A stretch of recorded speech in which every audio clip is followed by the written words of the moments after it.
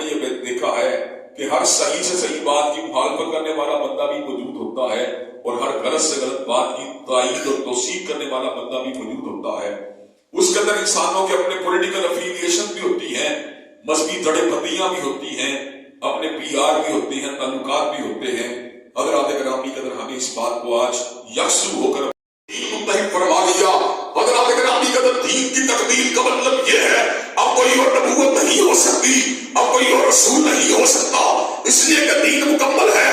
جب دین مکمل ہے تو کسی نے رسول نبی کے انکار کیسے پیدا ہو سکتے ہیں؟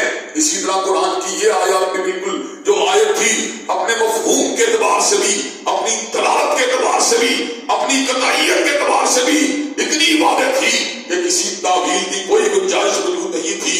ما کان محمد نبا احد من رجالکم ولکن رسول اللہ وخاتم النبیین.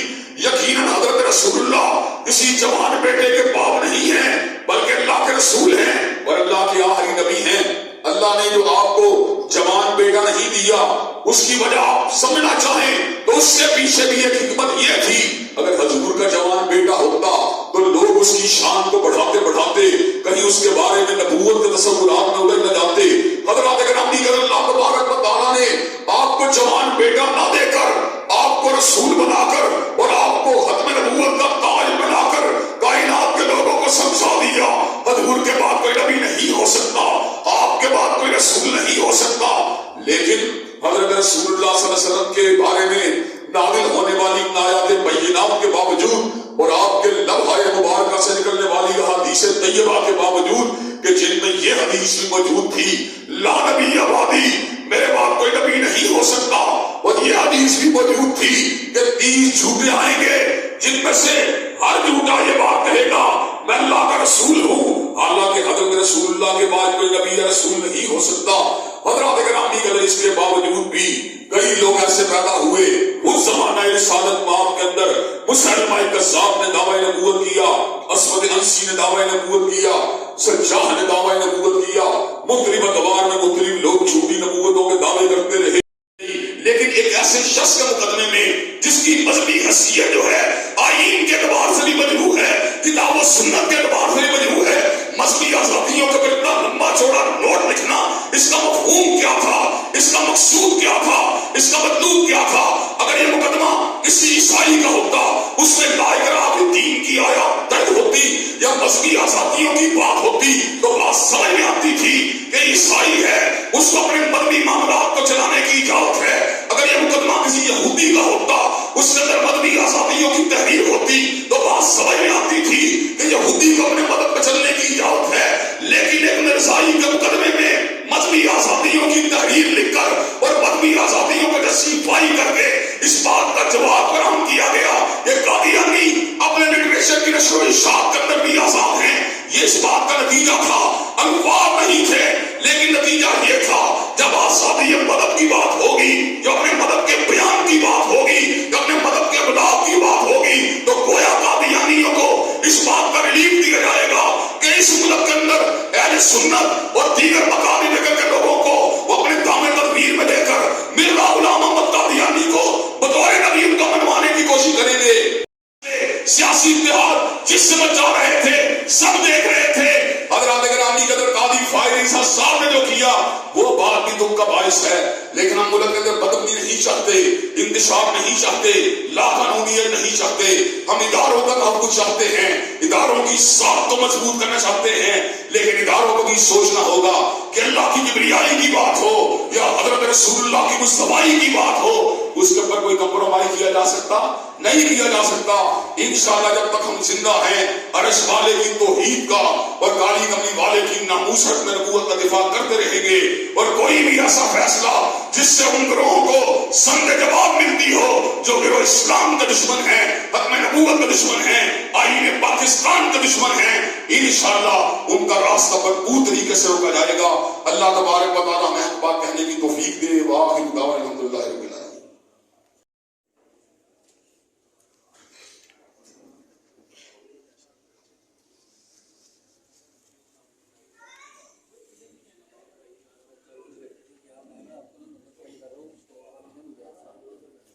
میری بات تو سنتا صاحب.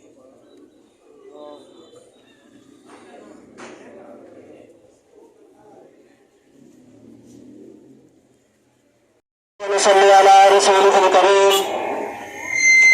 أما بعد قال الله تعالى ما كان محمد أبا أحد من رجالكم ولكن رسول الله وخاتم النبيين. جیسا کہ آپ حضرات جانتے ہیں کہ ہم اپنے چیف جسٹس کے ایک فیصلے کے مقابلے میں احتجاج کرنے کے لیے اکٹھے ہوئے ہیں. میں اپنے قائد علامہ ابتسام لاہور بھائی صاحب کو دعوت دوں گا کہ وہ معافی ضمیر بیان کرے. علامہ ابتسام لاہور بھائی صاحب تمام بھائیوں سے گزارش ہے کہ سامنے روڈ پر تشریف لے آئے. وہ تمام بھائی سیڑھی سے نیچے آگے گیٹ سے باہر روڈ پر تشریف لے آئے.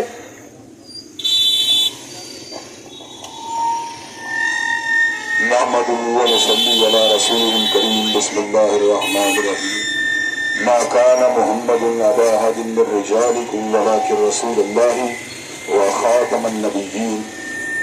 حضرات گرامی قدر، اللہ تبارک و تعالیٰ کا یہ ہمارے اوپر بہت بڑا احسان ہے کہ ہم اسلامی جمہوریہ پاکستان کے رہنے والے ہیں. اسلامی جمہوریہ پاکستان کے علماء نے ایک لمبی تحریک چلائی منکرین حکم نبوت کے خلاف، اور اللہ تبارک و تعالیٰ کے فضل و کرم سے متحد اور یکسو ہو کر اس بات کو پاکستان کے در و دیوار سے منوایا کہ جو حضور کی حکم نبوت کو نہیں مانتا، جو آپ کو آخری نبی نہیں مانتا، جو آپ کو آخری رسول نہیں مانتا، وہ دائرہ اسلام سے خارج ہے. حضرات گرامی قدر، 7 ستمبر 1974 کو پاکستان کی قومی اسمبلی نے بھی اس فیصلے کو پر مہر تصدیق کو ثبت کیا، اور عالم اسلام کے لیے نہیں بلکہ پوری دنیا کے لیے بات ایک حوالہ بن گئی کہ جو شخص بھی حضرت رسول اللہ کی حکم نبوت کا منکر ہے وہ نہ صرف یہ کہ اسلامی طور پہ دائرہ اسلام سے خارج ہے بلکہ قانونی طور پر بھی دائرہ اسلام سے خارج ہے. 1980 کی دہائی کے اندر امتناع قادیانیت آرڈیننس کے ذریعے اس بات کی روک تھام کو یقینی بنایا گیا کہ قادیانی اپنی عبادت گاہ کو مسجد نہیں کہہ سکتے، مرزا کے ساتھیوں کو صحابی نہیں کہہ سکتے، مرزا کے گھر والوں کو اہل بیت نہیں کہہ سکتے، اپنے لٹریچر کو بطور مسلمان کسی کے سامنے نہیں پیش کر سکتے. حضرات گرامی قدر، حالیہ ایام کے اندر ہونے والے ایک فیصلے کے اندر جس کے اندر ایک شخص جو تھا قادیانیوں کی تفسیر صغیر کو پروموٹ کر رہا تھا، اس کے اوپر جو ہے تفصیلی فیصلہ سناتے ہوئے پاکستان کے چیف جسٹس نے مذہبی آزادیوں کے اوپر غیر ضروری زور دیا. مذہبی آزادیاں عیسائیت کے لیے ہیں، یہودیت کے لیے ہیں اور ان مذاہب کے لیے ہیں جن کا اپنا اپنا نظام جو تھا اگرچہ تحریف محرف ہو چکا ہے لیکن وہ کسی نہ کسی اعتبار سے آسمانی مذاہب کے ساتھ وابستہ تھے. لیکن حضرات گرامی قدر، فتنہ جو دجل کی پیداوار ہے جس کا مقصد مسلمانوں کو گمراہ کرنا ہے، ان کی دعوتی سرگرمیوں کو امتناع قادیانیت آرڈیننس کے ذریعے محدود کیا جا چکا تھا. لیکن تفصیلی فیصلے کے اندر مذہبی آزادیوں کے اوپر غیر ضروری زور دے کر اور تفصیل سے اس موضوع کے اوپر گفتگو کر کے در حقیقت یحرف الکلم عن مواضعہ کا ثبوت دیا گیا ہے کہ بات کہیں اور کی تھی اور کہیں اور پہ لاگو کر دی گئی ہے. حضرات گرامی قدر، ہم اس بات کا پیغام چیف جسٹس صاحب کو دینا چاہتے ہیں کہ اس فیصلے کے اندر سے مذہبی آزادیوں کی غیر ضروری تفصیل کو حذف کیا جائے اور اس حوالے سے کوئی بھی ایسی بات نہ کی جائے جس سے قادیانیت کو اپنی دعوت و تبلیغ و نشر و اشاعت کا موقع ملتا ہو. ہم اس بات کو بتلا دینا چاہتے ہیں یہ ملک جو ہے رسول ہاشمی کے غلاموں کا ملک ہے، یہ ملک جو ہے کملی والے کے جانشاروں کا ملک ہے، اور اس ملک کے اندر کوئی ایسی بات کو دوبارہ نہیں کیا جا سکتا جس سے عقیدہ حکم نبوت اور ناموس رسالت کے اوپر ضرب لگتی ہو. حضرات گرامی قدر، کیا آپ چیف جسٹس صاحب کے اس فیصلے کے خلاف آواز کو اٹھانے کے لیے تیار ہیں انشاءاللہ؟ کیا آپ یہ پیغام پہنچانے کے لیے تیار ہیں انشاءاللہ کہ جب تک ہم زندہ ہیں عقیدہ حکم نبوت کے اوپر پہرے داری کرتے رہیں گے، ناموس رسالت کا دفاع کرتے رہیں گے، اور ملک کے اندر آئینی قانونی طور پر حضرت رسول اللہ کی ناموس کے تحفظ کے لیے شکایت درج کر دی گئی ہیں، ان کا تحفظ کرتے رہیں گے. اللہ تبارک و تعالیٰ کے فضل و کرم سے چیف جسٹس صاحب کو اپنے فیصلے کے اوپر نظر ثانی کرنا پڑے گی اور اپنے فیصلے سے بھی غیر ضروری باتوں کو عمل کرنا پڑے گا، اور انشاءاللہ جب تک ہم زندہ ہیں ختم نبوت زندہ باد کے نعرے لگتے رہیں گے اور ناموس رسالت پہ قربان ہونے کی آوازیں آتی رہیں گی. شب گریزاں ہوگی آخر چلوائے خورشید سے اور یہ چمن معمور ہوگا نغمہ توحید سے. آخر میں یہ بات عالمی مجلس تحفظ حکم نبوت کے قائدین کے سامنے بھی ان کو بھی یہ بات جو ہے یہاں سے ان تک پہنچا دینا چاہتا ہوں. جو بھی فیصلہ اس حوالے سے آل پارٹیز इस खत्म नबूवत कॉन्फ्रेंस के कायदीन करेंगे। इंशाअल्लाह उन फैसले के ऊपर अमल दरामद के लिए तैयार हैं कि आप लोग तैयार हैं? इंशाअल्लाह हम टूट गिरेंगी जंजीरें और जिंदानों की हैर नहीं, ये दरिया झूम के उठते हैं, दिन को से निकाले जाएंगे। वाह फिर दावाना अल्हम्दुलिल्लाह रब्बिल आलमीन।